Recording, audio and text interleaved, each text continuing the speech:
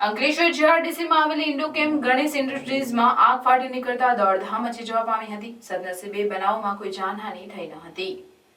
અંકલેશ્વર ઔદ્યોગિક વસાહતમાં ફરી એકવાર આગનો બનાવ બન્યો. અંકલેશ્વર જીઆરડીસીમાં આવેલ ઇન્ડોકેમ ગણેશ ઇન્ડસ્ટ્રીઝમાં સવારના સમયે અચાનક આગ ફાટી નીકળી હતી.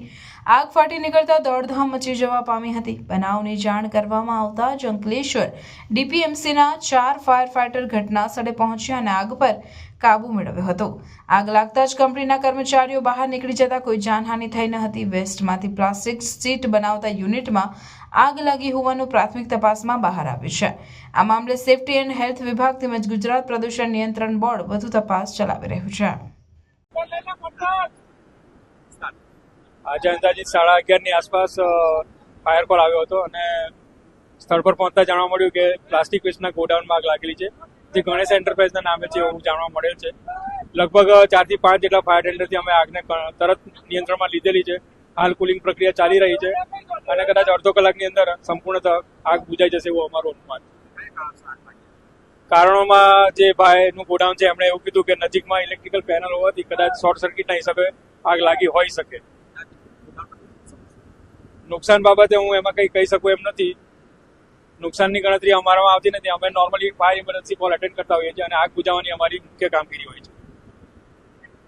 ધર્મપ્રેમી ગુરુ ભાઈઓ બહેનો તથા ભક્તજનોને જણાવવાનું કે સનાતન ધર્મ પરિવારના ગાદીપતિ સદગુરુ મહારાજ પરમ પૂજ્ય શ્રી સોમદાસ બાપુ પ્રેરિત 50મા શરદ પૂર્ણિમા દશેરા મહોત્સવ નિમિત્તે શ્રીમદ ભાગવત જ્ઞાન યજ્ઞ કથા તથા સત્સંગ હરિકીર્તન કાર્યક્રમનું ભવ્ય આયોજન કરવામાં આવ્યું છે. તારીખ 30/12/2024 સોમવારના રોજ આ આયોજન રાખવામાં આવેલ છે. તો આપ સૌને કથામૃતનું રસપાન, પરમ પૂજ્ય ગુરુદેવના દર્શન તથા સત્સંગ હરિકીર્તનનો લાભ લેવા પધારવા ભાવભર્યું આમંત્રણ પાઠવીએ છીએ. શ્રીમદ ભાગવત જ્ઞાન યજ્ઞ કથાનું રસપાન પરમ પૂજ્ય જિગ્નેશ દાદા એટલે કે રાધે રાધે કરાવશે તથા સત્સંગ હરિકીર્તન કાર્યક્રમમાં કમલેશ બારોટ તથા તેમનું વૃંદ પધારશે.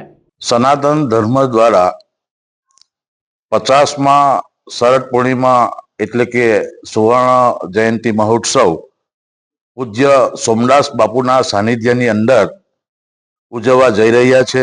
ખાસ કરીને ભરૂચ જિલ્લાના તમામ ભાઈઓ બહેનો અને ધાર્મિક ભાવિ ભક્તોને આમંત્રણ છે. સાથે સાથે મહાપ્રસાદીનું પણ આયોજન કરેલ છે. તો તમામ ભાઈઓ બહેનોએ મહાપ્રસાદી પણ આ કાર્યક્રમની અંદર લેવાની છે. તો તમામ ભાઈઓ બહેનોને ખાસ આમંત્રણ. શોભાયાત્રા બપોરે 3 કલાકે ગામ નવેઠા સોમદાસ બાપુ ડેરી ફાર્મથી નીકળી કેસરોલ મુકામે પહોંચશે. તો મહાપ્રસાદી સાંજે 5 કલાકે અને મહાઆરતી સાંજે 7 કલાકે યોજાશે.